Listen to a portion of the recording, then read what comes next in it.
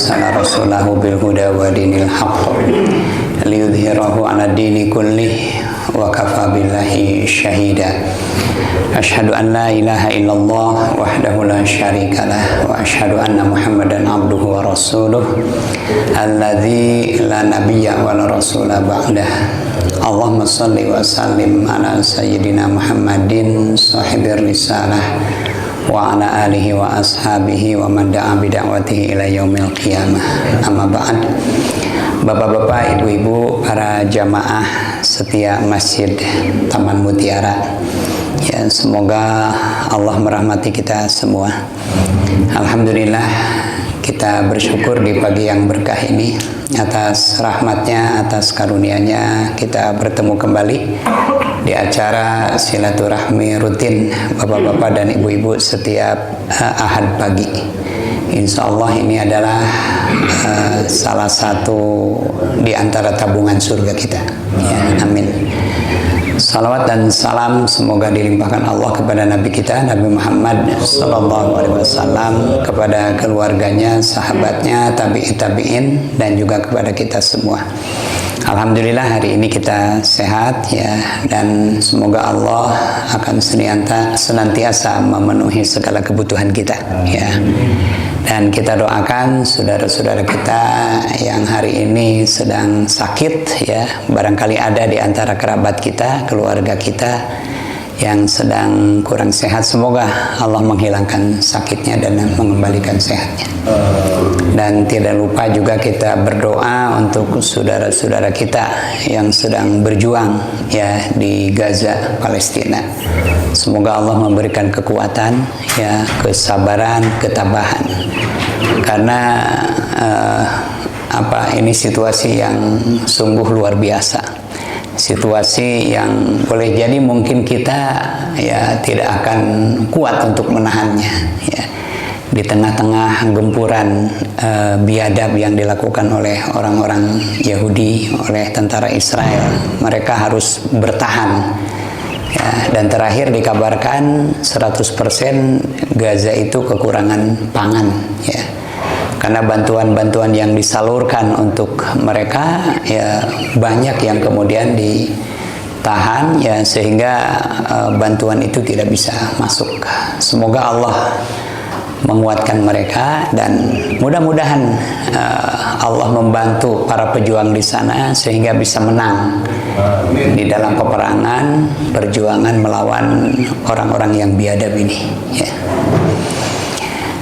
Hadirin yang dirahmati Allah, hari ini saya ingin membahas satu surah di dalam Al-Quran.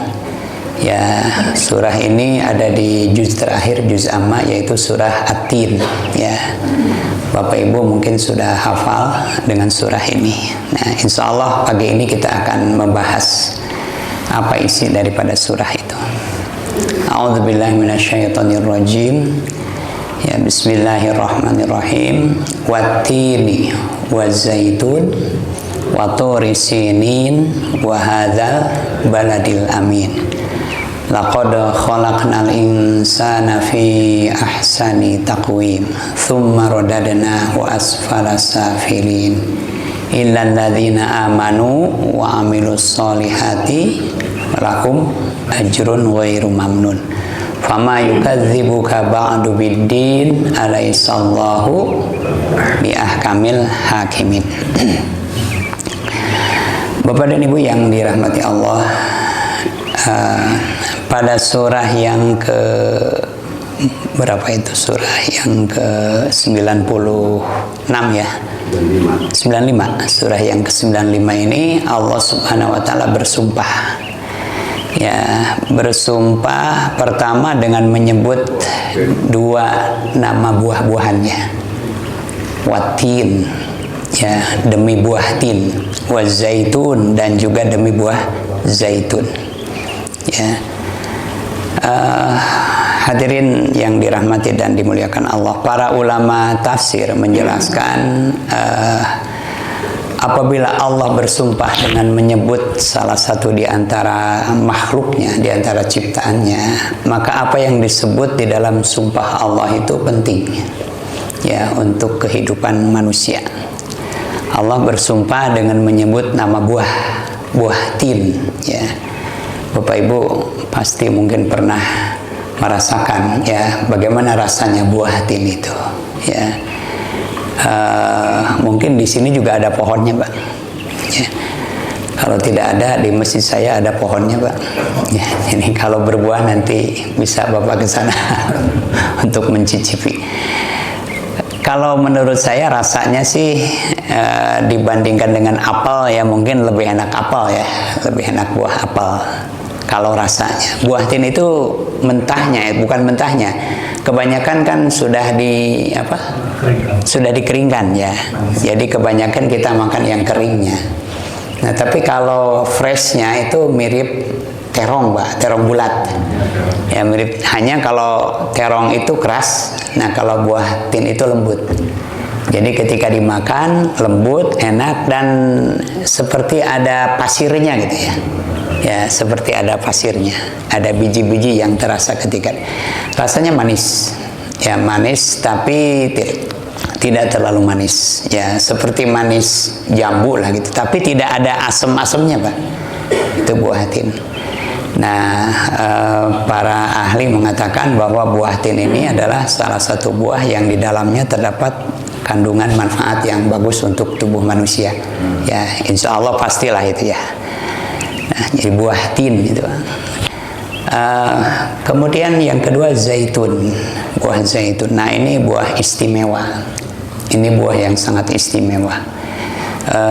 Zaitun itu rasanya enak, Pak. Ya, dan rata-rata zaitun itu sudah difermentasi atau apa ya, seperti itu, dibuat seperti asinan atau ya seperti asinan. Kalau freshnya dimakan ini kurang enak rasanya, tapi setelah diolah baru terasa enak buah zaitun ini. Dan Bapak Ibu, buah zaitun adalah salah satu buah yang sangat banyak manfaatnya. Minyak itu dihasilkan dari bermacam-macam bahan ya. Ada yang dari sawit, ada yang dari kelapa, ada yang dari jagung ya, ada yang dari bunga matahari ya. Kemudian ada yang dari muncang, ada juga yang dari apa namanya, yang kecil-kecil itu, yang suka ada di onde itu apa? Wijen. Ya, ada yang dari wijen. Nah, di antara semua minyak yang paling bagus itu dari buah zaitun, Pak. Ya, dari buah zaitun. Nah, Bapak-bapak, Ibu-ibu, saya bisa merasakan begitu besar manfaat buah zaitun waktu saya di Saudi. Kalau kena siram air panas, ya, atau kalau kena luka bakar, Pak, itu saya saat itu diolesi dengan minyak zaitun, insya Allah sembuh, Pak. Ya, jadi kalau kena luka bakar segera diolesi dengan minyak zaitun, atau kena siram air segera olesi, insya Allah tidak akan sampai bengkak itu. Ya, kan ada di sana itu di apartemen itu ada oven yang ya setiap penghuni itu punya tugas untuk membersihkannya. Ya, nah saya pernah sedang membersihkan oven, ada satu cairan ya. Orang-orang menyebutnya oven cleaner katanya. Itu cairan itu sangat keras. Kalau kena ini, kena tangan, kena kulit, itu seperti luka bakar. Nah, jadi kalau kena cairan oven cleaner itu segera ambil minyak zaitun dan oleskan, sembuh. Insya Allah atas izin Allah sembuh itu. Nah, kira-kira begitu ya. Bapak-bapak dan ibu-ibu, di surah At-Tin Allah bersumpah dengan menyebut pertama buah tin dan buah zaitun. Nah, di dalam tafsir Sofwatu Tafasir itu disebutkan sebenarnya selain bersumpah dengan menyebut dua nama buah itu, tapi yang dimaksud dengan sumpah nama buah itu adalah satu tempat, Pak. Ya. Jadi ketika Allah bersumpah watini wa zaitun, demi buah tin dan zaitun, maka yang dimaksud adalah satu tempat di mana dua macam buah itu tumbuh dengan subur, tumbuh dengan baik. Di mana itu? Palestina. Ya, itu yang saya baca di dalam tafsir Sofatul Tafasir. Jadi ketika Allah menyebut Wattini wazaitun, maka yang dimaksud itu adalah bumi Palestina. Ya, karena di bumi itulah ya tumbuh buah tin dan buah zaitun dengan sangat subur. Itu tempat yang paling bagus untuk menanam dua macam buah tadi. Makanya buah zaitun yang dihasilkan dari bumi Palestina itu menjadi zaitun yang terbaik di dunia. Ya, Palestina adalah tanah yang subur, tanah yang bisa tumbuh tanaman apa saja. Ya, kita tahu bahwa Timur Tengah itu adalah padang pasir yang tanahnya sulit untuk ditumbuhi. Tapi khusus bumi Palestina itu betul-betul luar biasa. Allah mengistimewakan ya bumi itu menjadi tanah yang subur, ya, sehingga tanah itu dari dalam sejarahnya selalu diperebutkan oleh berbagai bangsa. Ya, itu Bapak Ibu. Ya. Jadi sebenarnya di surah At-Tin itu Allah bersumpah dengan menyebut 3 tempat. Ya. Pertama bumi Palestina, yang kedua wahadzal baladil amin, ya. Yang kedua Bukit Tursina, dan yang ketiga negeri Mekah, kota Mekah. Wattini wazaitun wa turi sinin wa hadzal baladil amin. Ini negeri yang luar biasa. Kalau kita baca di surah Al-Isra ayat 1, ya, ayat itu menjelaskan tentang diisrokan dan dimi'rajkannya Rasulullah SAW. Dari mana Bapak Ibu diisrokan dan dimi'rajkannya itu? Dari Masjidil Haram ke, kita lihat ayatnya. Subhanalladzi asra bi 'abdihi lailan minal masjidil harami ilal masjidil aqsa alladzi barakna haulahu. Itu kan, ya, maha suci Allah yang telah memperjalankan hambanya pada suatu malam dari Masjidil Haram ke Masjidil Aqsa.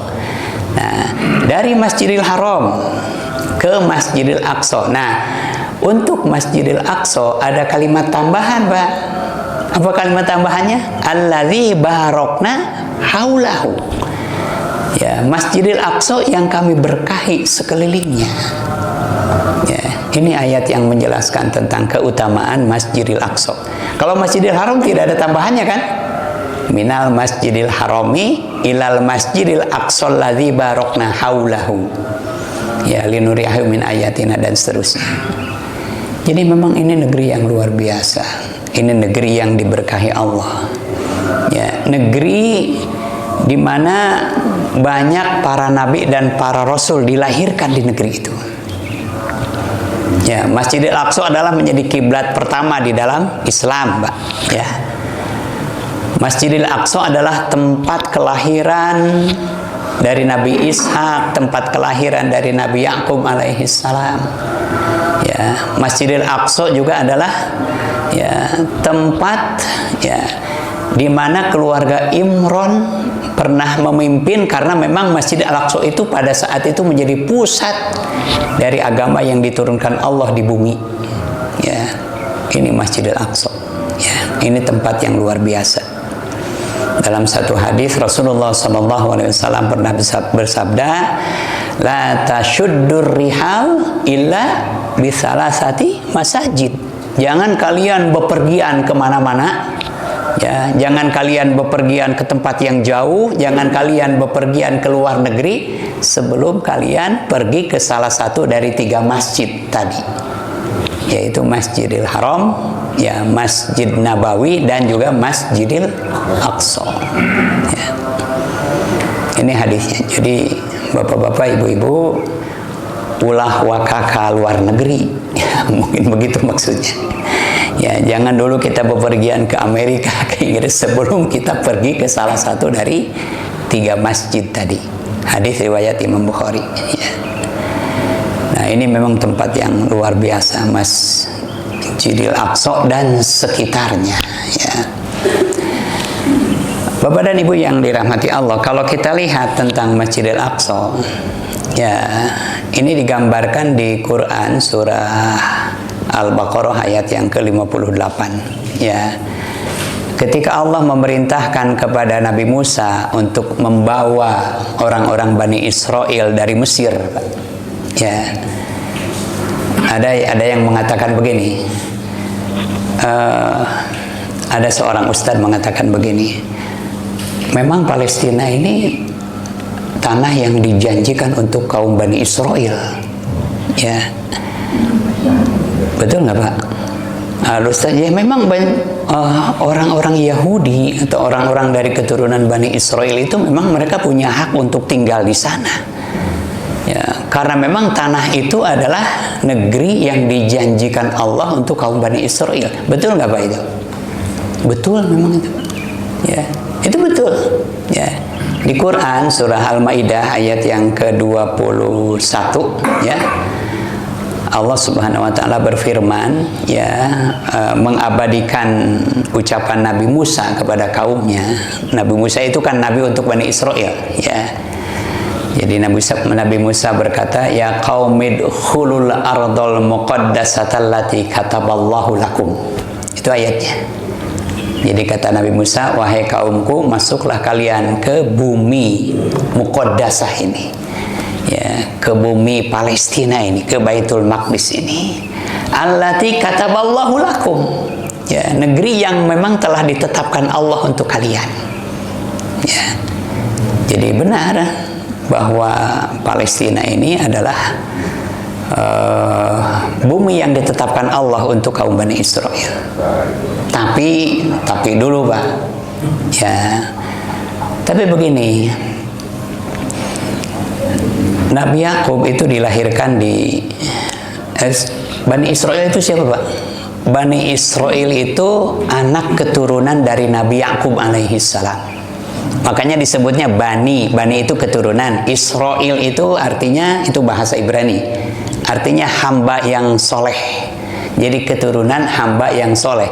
Siapa yang dimaksud dengan hamba yang soleh? Nabi Yakub. Makanya Israel itu adalah nama lain dari Nabi Yakub, ya. Nabi Yakub punya putra 12, yang paling besar namanya Yahuda, yang paling kecil namanya Bunyamin. Ya, ada salah satu putranya yang menjadi nabi, yaitu Nabi Yusuf. Dari 12 putra ini lahir keturunan yang banyak. Nah, salah satu putranya Nabi Yusuf itu pernah, bapak-bapak, ibu-ibu juga tahu sejarahnya. Ya, dia dizolimi oleh saudara-saudaranya. Ya, kemudian dimasukkan ke dalam sumur, kan begitu ya. Lalu diambil oleh seorang pedagang, lalu dibawa ke Mesir, kemudian dijual menjadi budak belian. Nah, setelah itu terakhir dibeli, ya, dan dia jadikan anak angkat oleh raja, oleh Al-Aziz, penguasa Mesir. Sampai kemudian Nabi Yusuf berhasil menggantikan ayah angkatnya, ya, beliau menjadi raja Mesir, kan begitu ya. Nah, sementara ayahnya dan saudara-saudaranya masih tinggal di Palestina, Pak. Nah, kemudian ada mimpi itu, Bapak Ibu tahu kan mimpinya? Ya, sampai ada dalam mimpi itu diberitahukan kepada Nabi Yusuf akan terjadi kekeringan selama 7 tahun. Ya, akan ada masa subur selama 7 tahun dan akan ada kekeringan selama 7 tahun. Nah, di masa subur 7 tahun ini, Nabi Yusuf memerintahkan kepada seluruh penduduk Mesir untuk menanam berbagai macam tanaman yang bisa menjadi bahan pangan. Ya, diperintahkan kepada seluruh penduduk Mesir untuk menanam gandum, Pak. Nah, sehingga ketika 7 tahun masa subur ini berakhir, ya, kemudian datang 7 tahun masa kekeringan, Mesir ini menjadi negeri yang berlimpah, ya, bahan pangan yang dalam jumlah yang sangat banyak. Ya, karena sudah dipersiapkan. Sementara di negeri-negeri Arab yang lainnya di masa kemarau ini terjadi kekeringan dan sulit untuk mendapatkan bahan makanan. Nah, banyak orang-orang yang datang ke Mesir, ya, dengan membawa barang-barangnya untuk ditukar dengan bahan makanan.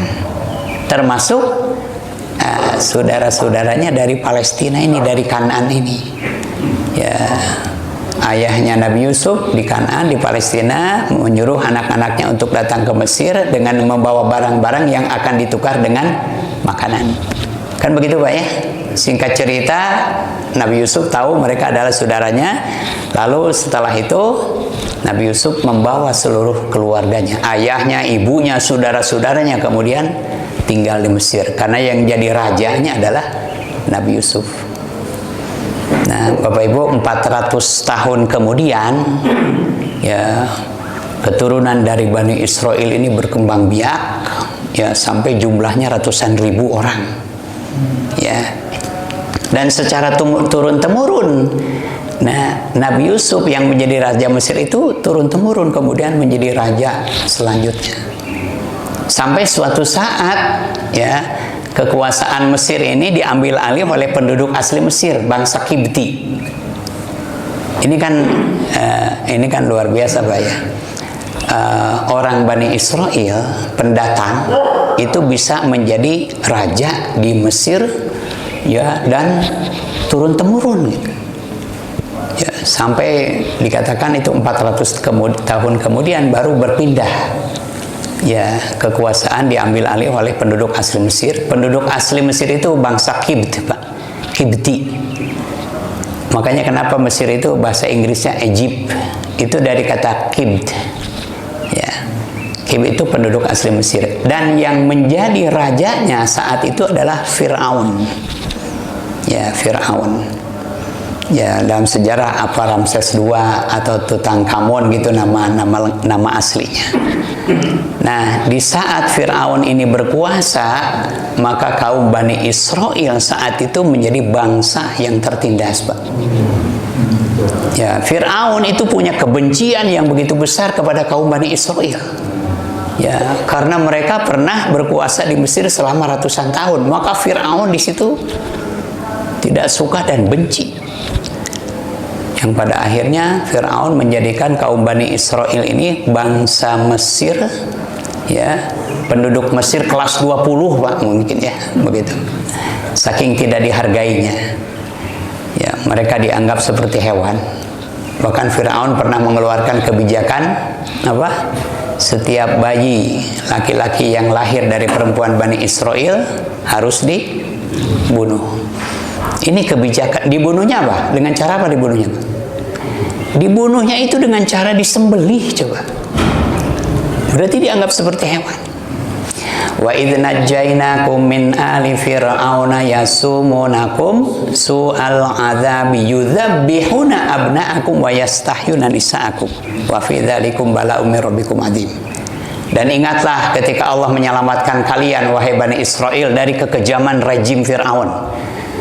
Yudzabbihuna abna'akum, mereka menyembelih anak laki-laki kalian, disembelih. Padahal kalau mau dibunuh tidak harus disembelih, Pak. Ya, kasih aja racun misalnya. Tidak harus disembelih, ini disembelih. Kalau mau membunuh bayi atau anak kecil, kasih aja susu kadaluarsa berikutnya. Ya. Udah mati. Ini disembelih saking kejamnya Firaun. Nah, disitulah orang-orang Bani Israel menjerit. Mereka memohon pertolongan kepada Allah, yang minta diselamatkan dari kekejaman rejim Fir'aun itu. Maka kemudian Allah mengutus seorang nabi yang bernama Musa, dibantu dengan saudaranya yang bernama Nabi Harun. Jadi Nabi Musa diutus Allah, ya, untuk membebaskan kaum Bani Israel dari penjajahan Fir'aun. Makanya Bapak Ibu, kalau kita lihat di ayat Quran, setiap kali Nabi Musa datang kepada Fir'aun, apa yang dimintanya? Yang dimintanya, fa'arsil ma'ana Bani Israel. Itu yang dikatakan Nabi Musa kepada Fir'aun. Maka lepaskanlah kaum Bani Israel, ikut bersama kami. Wala tu'adzibhum, jangan engkau siksa mereka, jangan engkau tindas mereka. Selalu itu yang dikatakan Nabi Musa, karena memang tugasnya adalah melepaskan kaum Bani Israel dari kekejaman Fir'aun. Tapi Fir'aun tidak pernah menyetujuinya. Sampai akhirnya suatu malam Nabi Musa mengajak seluruh kaum Bani Israel untuk pergi meninggalkan Mesir. ya pergi meninggalkan Mesir, seluruh kaum Bani Israel tanpa sepengetahuan Fir'aun, dan juga tidak diketahui oleh orang Mesir yang lainnya. Karena pada malam itu Allah membuat mereka, para penduduk Mesir ini, tertidur lelap, sehingga mereka tidak tahu kalau Nabi Musa mengajak seluruh kaum Bani Israel pergi meninggalkan Mesir. Ya. Nah, tapi memang Bani Israel begitu, Pak. Ya, mereka minta kepada Allah supaya diselamatkan dari kekejaman Fir'aun.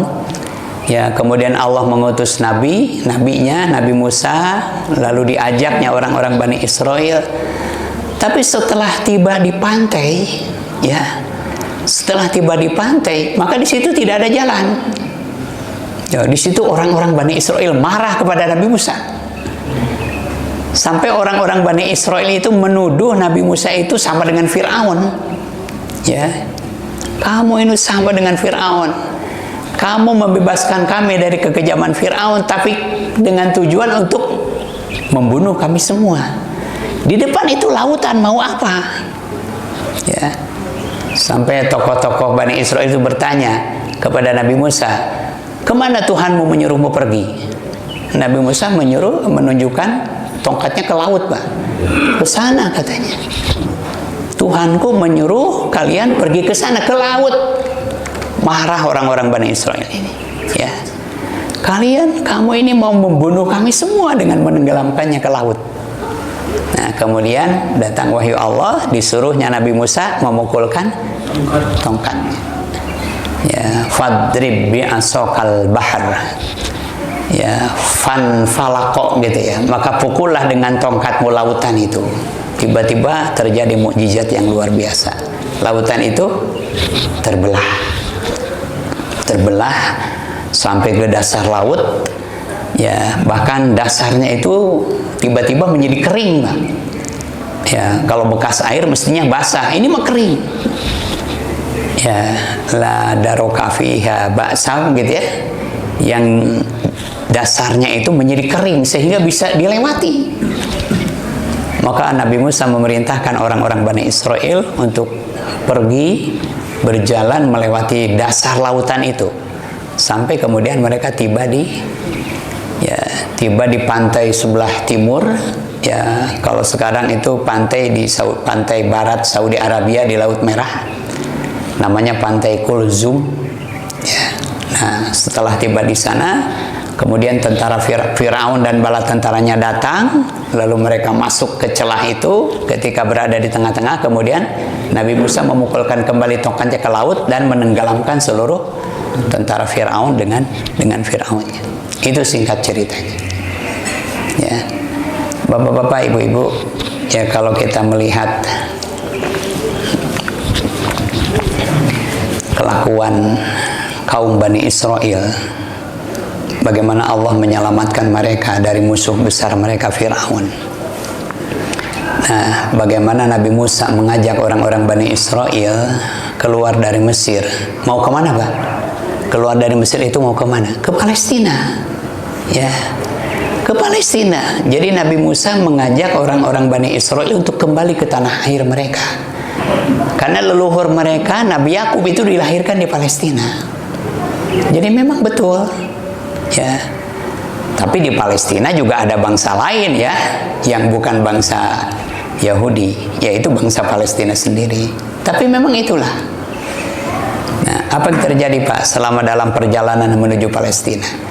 Ketika orang-orang Bani Israel itu kehabisan bekal, mereka berteriak kepada Nabi Musa, meminta ya supaya Allah menurunkan makanan untuk mereka. Maka Allah menurunkan makanan untuk mereka selama dalam perjalanan berupa apa? Manna dan salwa. Ya. Selama dalam perjalanan mereka kepanasan. Ya, bayangkan padang pasir, Pak. Dan jarak dari Mesir ke Palestina itu ya ribuan kilo ya. Mungkin 1.500 kilo mungkin. Nah, selama dalam perjalanan itu Allah naungi mereka dengan awan, sehingga mereka tidak kepanasan. Ya, selama dalam perjalanan awan selalu mengikuti mereka. Di Quran surah Al-Baqarah ayat yang ke-57, wa dzallalna 'alaikumul ghamama wa anzalna 'alaikumul manna wassalwa. Ya, dan kami naungkan di atas kalian ghamam, awan, dan kami turunkan untuk kalian berupa minuman dan makanan berupa manna dan salwa. Manna itu apa? Manna itu minuman yang rasanya enak seperti madu, Pak. Manna itu. Dan manna itu ada di sepanjang perjalanan mereka. Ya, mereka bisa mendapatkan minuman itu dengan mencari batu-batu cekung. Jadi ada batu-batu cekung. Nah, di dalam batu cekung itulah menggenang air yang disebut dengan manna itu, yang rasanya manis, enak seperti madu. Kalau salwa itu sejenis burung puyuh tapi ukurannya agak besar. Itu juga ada di sepanjang perjalanan mereka. Mereka hanya menyingkapkan batu-batu dan burung-burung itu ada di situ, Pak. Disediakan Allah sepanjang perjalanan mereka. Ya, coba dinaungi awan. Dan salwa ini, kalau Bapak Ibu baca di tafsir Ibnu Katsir, ya di tafsir Al-Marughi dan yang lainnya, ini sejenis burung yang rasanya sangat enak. Ya, ketika burung ini dibakar gitu ya, maka aromanya itu tercium sampai ke tempat yang jauh, Pak. Ini luar biasa. Ya. Tapi apa yang dilakukan oleh orang Bani Israel dengan anugerah Allah yang begitu besar, Pak? Mereka mengatakan apa? Wa idh qultum ya Musa lan nasbiru ala ta'amin wahidin fad'u lana rabbaka mimma tunbitul ardu min baqliha wa qithaiha wa fumiha wa adasiha wa basoliha. Ingatlah ketika kalian berkata kepada Nabi Musa, ya, wahai Musa, kami tidak suka, kami bosan kalau memakan makanan yang satu macam saja. Itu yang dikatakan mereka. Kami bosan kalau cuma makan manna dan salwa. Kami juga ingin makan sayuran. Ya, kami juga ingin makan bawang putih, basol, adas. Ya. Kami juga ingin makan mentimun. Ya. Itu yang dikatakan Bani Israel. Ya. Sudah dikasih makanan yang baik, mereka masih begitu. Ini orang-orang Bani Israel. Ketika mereka melewati suatu kaum, ya, mereka melewati suatu kaum, mereka melihat penduduk desa itu sedang menyembah berhala. Mereka berkata kepada Nabi Musa, ya Musa, wahai Musa, kami ingin Tuhan seperti mereka. Tuhan yang bisa dilihat dan bisa diraba. Ya. Ini orang-orang Bani Israel. Ya. Dan Bapak Ibu, apa yang terjadi ketika mereka sampai di tanah Palestina? Ya, Nabi Musa mengatakan, ya qaumi udkhulul arda muqaddasah allati kataballahu lakum. Wahai kaumku, kita sudah tiba di negeri Palestina. Ini negeri yang dijanjikan Allah untuk kalian. Ini negeri yang subur, ya. Negeri yang subur. Ya, silahkan kalian masuk ke negeri ini, makanlah sepuas kalian. Bahasanya gitu. Wa idhul nadkhulu hadhil qaryata faqulu minha haitsu syi'tum ragadaw wadkhulul baba sujada wa qulu hittatun naghfir lakum khotoyakum wa sanazidul muhsinin. Ingatlah ketika kami berfirman, masuklah kalian ke negeri ini dan makanlah, minumlah sesuka hati kalian. Bapak Ibu, masuk ke negeri lalu makan minum sesuka kalian. Itu negeri apa itu, Pak? Negeri subur. Ya. Bahkan di dalam Taurat disebutkan negeri itu adalah negeri yang penuh dengan susu dan madu, Pak. Ya. Jadi kata Nabi Musa, masuklah kalian ke negeri ini. Ya. Tapi di saat kaum Bani Israel itu tiba di bumi Palestina, negeri itu sedang dikuasai oleh bangsa lain, Pak. Ya. Negeri itu sedang dikuasai oleh bangsa lain. Ya, di dalam tafsir disebutkan bangsa yang menguasai negeri Palestina saat itu adalah kaum Amalikoh. Kaum Amalikoh. Kaum Amalikoh itu adalah kaum yang postur tubuhnya di atas rata-rata, besar. Ya. Kata Nabi Musa, kalian masuk ke negeri ini, ya, kalian masuk ke negeri ini, ya. Apa yang mereka katakan, Pak? Di ayat yang ke-22 surah Al-Maidah. Qalu, mereka berkata, ya Musa, inna fiha qauman jabbarin. Kata mereka, wahai Musa, di dalam negeri itu ada kaum yang perkasa. Ada kaum yang perkasa, ada kaum yang kuat yang sedang menduduki negeri itu. Wa inna lan nadkhulaha hatta yakhruju minha. Kami tidak mau masuk ke negeri itu sampai mereka keluar dulu. Ya. Kami tidak akan masuk sampai mereka keluar dulu. Fa yakhruju minha fa inna dakhilun. Kalau mereka keluar, baru kami akan masuk. Kata Nabi Musa bahwa kalian masuk ke negeri itu dan perangi mereka. Dijamin kalian pasti akan menang. Pokoknya kalian masuk perang, ya, Allah menjamin kalian pasti akan menang dan dijamin tidak akan ada yang terbunuh. Ini janji Nabi Musa. Diperkuat oleh dua asistennya Nabi Musa. Qala rajulani minal ladzina yakhafuna an'amallahu alaihim. Berkatalah dua orang yang telah diberi nikmat oleh Allah, ya. Ya, mereka dua orang yang sangat takut kepada Allah. Dua orang ini mengatakan, udkhulu alaihimul baba fa idza dakhaltumu fa innakum ghalibun. Kalian masuk saja ke negeri ini, dijamin kalian pasti menang. Tidak usah bawa tombak lah, tidak usah bawa pedang, bawa peso dapur misalnya gitu. Kalian pasti menang. Itu sudah dibegitukan, Pak, ya, sudah dibegitukan. Apa kata mereka?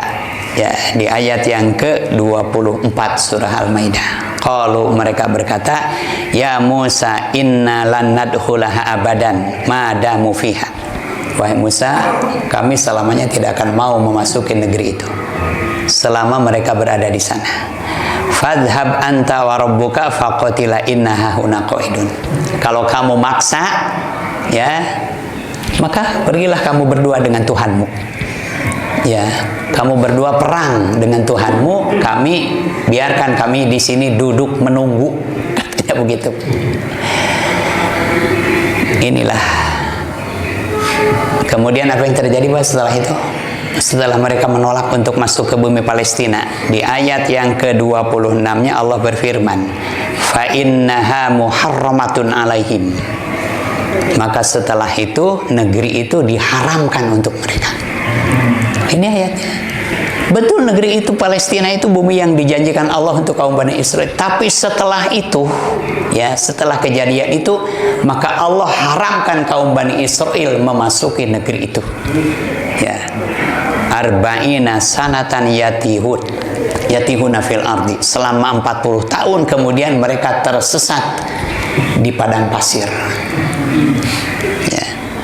Jadi kalau dikatakan memang itu dijanjikan untuk mereka, benar, Pak. Tapi ya ternyata kemudian Allah mengharamkannya. Dan setelah Allah mengharamkannya, ya kemudian negeri itu tidak pernah menjadi tempat tinggal mereka selamanya. Pernah ya Bapak Ibu, ya, setelah Nabi Musa wafat, ya kemudian orang-orang Bani Israel itu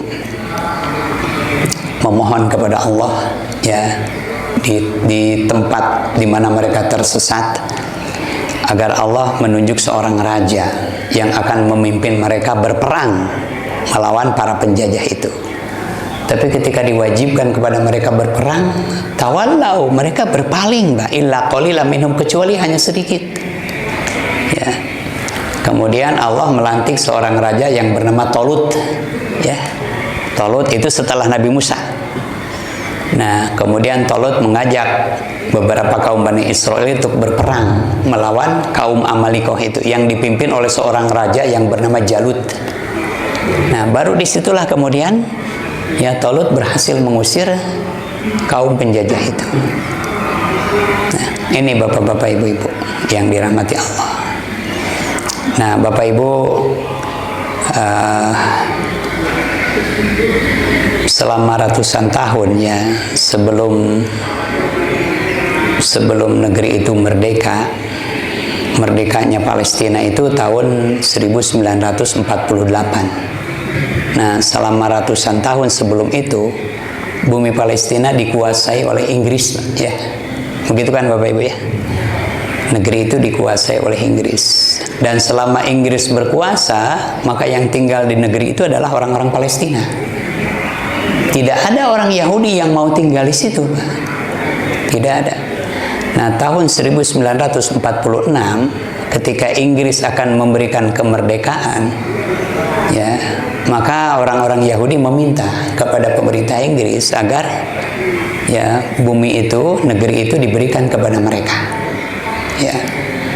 Kemudian pemerintah Inggris memerintahkan kepada orang-orang Yahudi yang kaya raya yang ada di Amerika dan di Eropa untuk beramai-ramai membeli tanah-tanah di Baitul Maqdis di Palestina. Maka banyak orang-orang Yahudi yang membeli tanah di sana, ya, dengan harga yang lumayan tinggi. Bahkan ada tanah-tanah yang tidak produktif mereka beli dengan harga yang cukup mahal. Orang-orang di sana senang. Tapi para ulama saat itu tahu, Pak, ini rencana busuk mereka. Maka dikeluarkan fatwa tahun 1946 itu dari ulama di Palestina, haram hukumnya menjual tanah kepada orang Yahudi. Ya, karena itu rencana busuk mereka. Nah, kemudian tahun 1948 Inggris memerdekakan negeri Palestina. Dan ketika merdeka, bumi itu bukan diserahkan kepada orang-orang Palestina yang selama ratusan tahun dijajahnya, tapi oleh pemerintah Inggris, bumi itu diserahkan kepada orang-orang Yahudi. Ya, maka banyaklah orang-orang Yahudi berbondong-bondong datang ke negeri Palestina dengan alasan mereka sudah memiliki banyak tanah di negeri itu. Ya, banyak orang-orang Yahudi dari seluruh dunia pindah hijrah ke Palestina. Ya, dan akhirnya bukan hanya menempati tanah-tanah yang sudah mereka beli, akhirnya apa? Mereka melakukan penggusuran, Pak, di mana-mana di Palestina. Ya, sampai sekarang penggusuran itu masih terus dilakukan. Orang-orang penduduk asli di Palestina digusur, dibuldoser, kemudian tanah mereka dijadikan pemukiman-pemukiman orang-orang Yahudi. Itu yang terjadi. Ya. Nah, jadi orang-orang Palestina mereka berjuang. Ini bukan perang antara dua negara, bukan perang antara Israel dan Palestina, bukan perang antara tentara Israel dan Hamas, bukan, Pak. Tapi ini perang apa coba? Ini perang antara yang menjajah dan yang dijajah. Ini perang antara yang menjajah dan yang dijajah. Para pejuang Palestina mereka berperang untuk apa? Untuk membebaskan negeri itu dari penjajahan, Pak. Ya. Dan semua masyarakat dunia tahu ini, ya. Tapi bapak-bapak, ibu-ibu, tidak sedikit ada orang-orang Islam yang menyalahkan Palestina.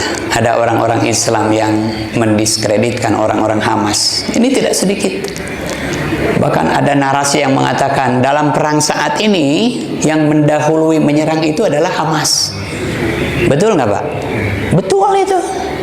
Memang yang tapi yang dilakukan Hamas itu sebagai pembalasan terhadap apa yang dilakukan oleh tentara Israel di bulan Ramadan kemarin.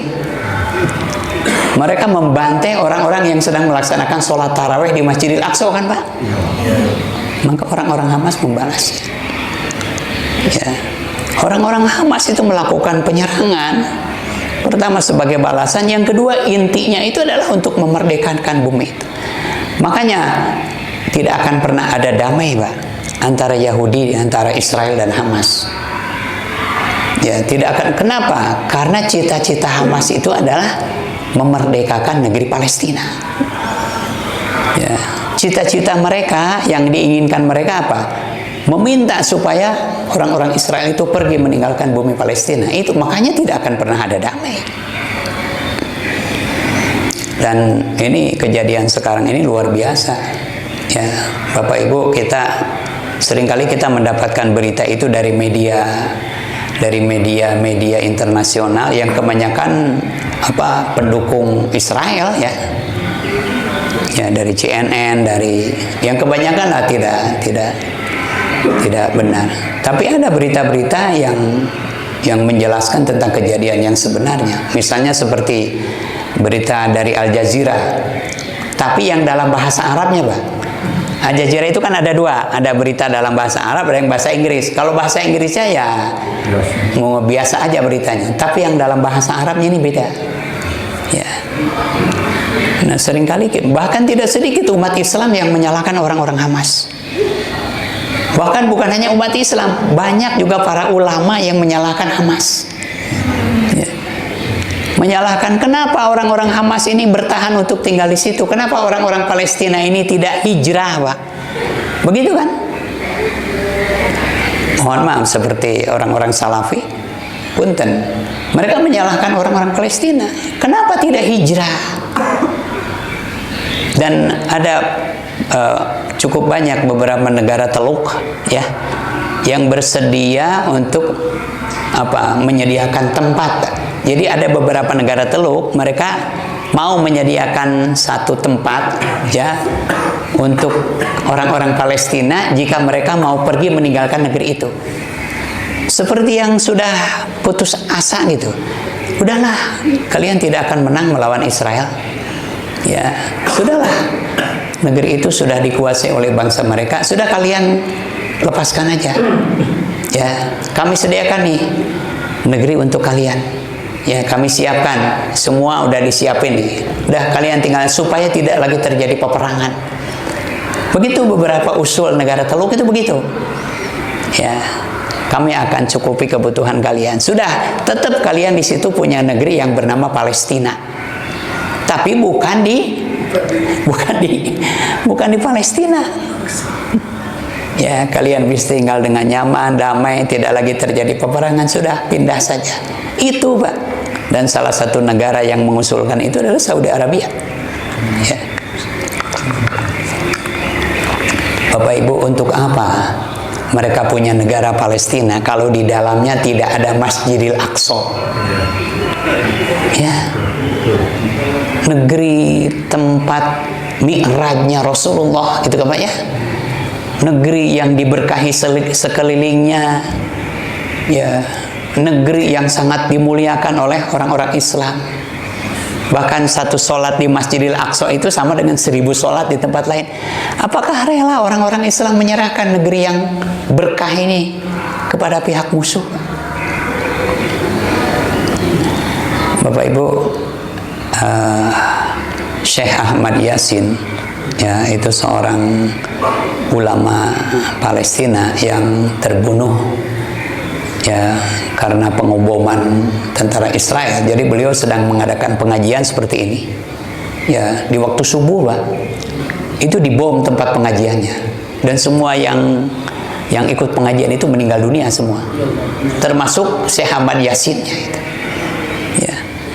Syekh Ahmad Yasin ini berkali-kali didatangi oleh ulama Yahudi, oleh rahib Yahudi, diminta untuk berdamai, tapi tidak mau. Ya, kami mau berdamai kalau kalian pergi dari sini.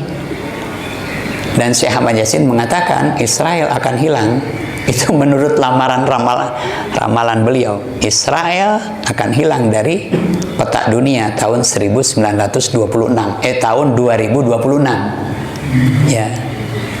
Kalau melihat ramalan beliau, dari mana beliau mengatakan? Dari isyarat Al-Quran. Begitu beliau mengatakan, dari isyarat Al-Quran, boleh jadi Israel akan hilang tahun 2026. Berarti seberapa tahun deh, Pak? 3 tahun deh lah. Kalau melihat kejadian sekarang, Pak, ya, kalau melihat kejadian sekarang, ini belum pernah terjadi. Para pejuang mujahidin ini bisa melakukan penetrasi sampai ke wilayah-wilayah Israel. Kalau dulu sebelumnya mereka hanya berperang di perbatasan, Pak. Tidak pernah bisa keluar dari Gaza, dari wilayah Gaza. Mereka hanya bertahan di perbatasan. Tapi sekarang para pejuang ini sudah bisa masuk ke wilayah-wilayah Israel. Ya, ini mudah-mudahan ini menjadi pertanda. Ya, kalau dulu selalu yang menjadi korban itu apa? Ya, siapa yang selalu menjadi korban kalau dulu sebelumnya? Selalu pihak Palestina. Ribuan orang, 3.000 orang meninggal dunia. Paling dari Israelnya hanya 1-2 orang. Tapi sekarang ya sudah hampir 2.000 orang. Ya, 2.000 orang Yahudi penduduk Israel yang mati, yang meninggal karena perang ini. Ya, sebagian tentara mereka.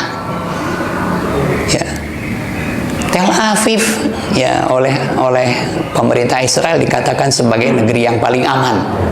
Tel Aviv ini. Tapi sekarang rudal-rudal mereka sudah masuk ke Tel Aviv. Ya, bahkan bandara di Tel Aviv itu ada bandara internasional. Itu menjadi bandara paling aman di dunia katanya begitu. Tapi sekarang bandara itu tidak luput dari sasaran rudal-rudal orang-orang Hamas. Bapak Ibu, para pejuang Hamas ini luar biasa ya. Mereka menamakan dirinya Hamas. Hamas itu singkatan apa Pak? Harokah Muqawwamah Islamiyah. Harokah ini gerakan, Muqawwamah Islamiyah ini gerakan berdirinya Islam. Ya, jadi mereka tidak menyebut Israel itu kan Palestina itu kan ada dua Pak ya. Ada tepi barat Sungai Yordan, ada jalur Gaza. Kalau yang selama ini yang tepi barat itu tidak diapa-apakan oleh Israel. Ya. Tapi sekarang sudah mulai gabung ya sekarang. Karena Israel sudah mulai tapi sebelumnya tidak pernah diusik oleh Israel. Kenapa? Karena orang-orang tepi barat itu mau menerima perjanjian dengan Israel. Sudah kalian diberi tempat, kalian diberi tanah, sudah kalian di situ, nggak usah perang. Dan mereka mau, Pak. Listrik kami kasih, kebutuhan pangan juga kami berikan, sudah kalian damai aja. Tapi orang-orang Gaza tidak pernah mau.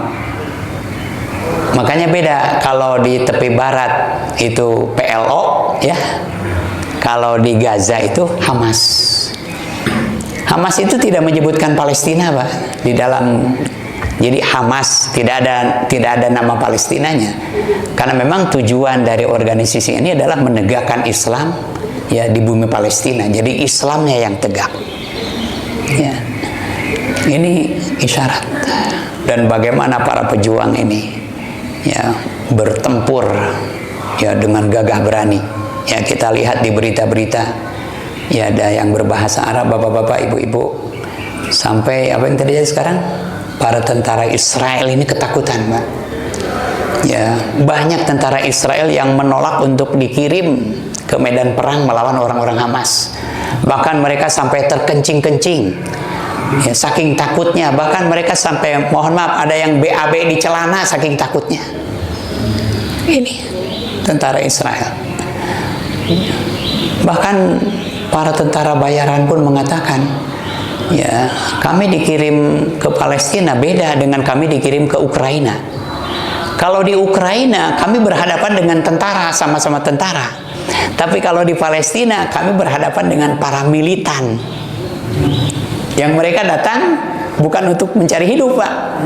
Mereka datang untuk mencari apa? Mencari mati. Ya, menjadi syahid. Nah, Bapak Ibu, ya kita sebagai umat Islam tentu berkewajiban untuk membantu mereka. Ya, betul Bapak Ibu. Ya, tapi mereka para pejuang Hamas mengatakan kami tidak butuh tentara. Kami tidak butuh pasukan. Ya, tidak usah kalian datang ke sini. Kami hanya butuh senjata. Ya, jadi yang mereka butuhkan itu senjata. Kami hanya butuh senjata. Tidak usahlah. Ya, kita mungkin atau banyak orang Indonesia yang ingin berjuang di sana ikut tidak usah. Apalagi yang sudah tua-tua kayak kita gini ya. Ya, kaditu nage ngariweuhkeun meureun nya.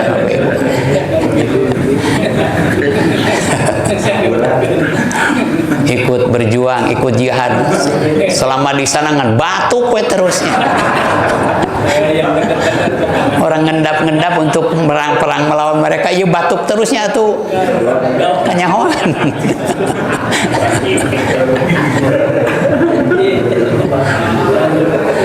Nah itu Bapak, jadi yang mereka butuhkan senjata, dan senjata yang mereka butuhkan itu juga bukan senjata berat Pak.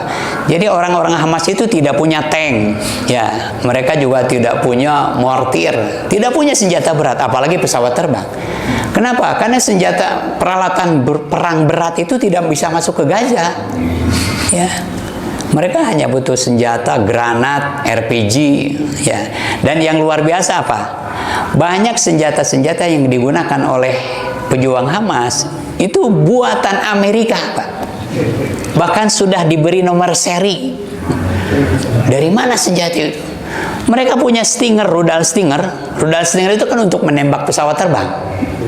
Banyak pesawat terbang Amerika yang jatuh ditembak oleh rudal Stinger milik mereka.